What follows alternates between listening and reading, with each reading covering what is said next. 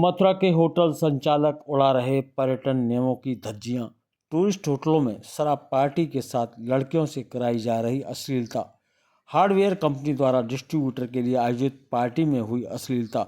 Hotel अभिनंदन में आयोजित कार्यक्रम में शराब और सिगरेट के धुएं के साथ लड़की से अश्लीलता करते लोगों का वीडियो वायरल।